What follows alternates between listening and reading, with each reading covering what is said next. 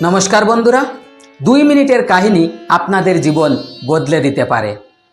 একটি ভরা অডিটোরিয়ামের ভিতরে একজন প্রবক্তা বক্তৃতা রাখছিলেন। তিনি তার পকেট থেকে একটি 500 টাকার নোট বের করলেন। বের করে হাতের ভিতরে এমনভাবে রাখলেন, মুঠ করে চেপে ধরলেন, তারপর ছেড়ে দিলেন।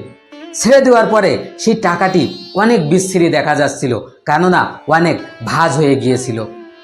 সেই প্রবক্তা টাকাটি নিয়ে উপরে উঠালো আর বলল, কে কে নেবেন? তখন অডিটোরিয়ামে যত মানুষ ছিল সবাই হাত উঠালো আর বলল, আমি নেব। তারপর সেই প্রবক্তা 500 টাকার নোটটিকে পায়ের নিচে রাখলো আর ডলা দিল আর বলল, এখন কে কে নেবেন এই টাকাটি? তখন আবার সবাই হাত উঠালো আর বলল, আমি নেব। তারপর সেই প্রবক্তা সেই 500 টাকার নোটটিকে হাতে নিল আর তার উপরে থুতু দিল।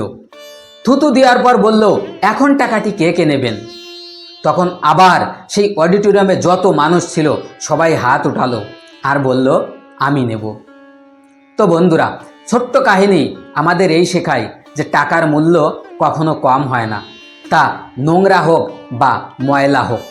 500 টাকার নোটটিকে পায়ের তলায় ডলা দেওয়ার পরেও, থুতু দেওয়ার পরেও সেই 500 টাকার নোট 500 টাকায় থেকে গেছে, আর তার প্রতি মানুষের চাহিদা রয়েছে, মানে টাকার মূল্য কখনো কম হয় না। ঠিক তেমনই আপনারও একটি মূল্য রয়েছে। আপনি কোনো কাজে যখন অসফল হবেন, তখন পাশে থাকা মানুষগুলি আপনাকে নিয়ে হাসি ঠাট্টা করবে, আপনার চরিত্রকে নোংরা করার চেষ্টা করবে।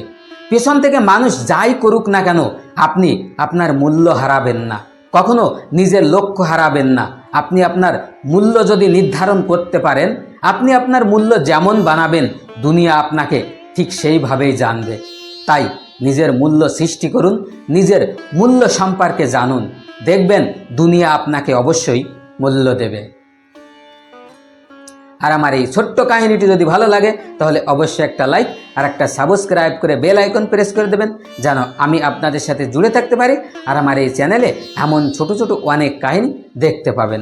আর আমার কাহিনীর ভিতরে যদি কোনো ভুল দেখতে পান তাহলে অবশ্যই কমেন্টস করে জানাবেন। ধন্যবাদ।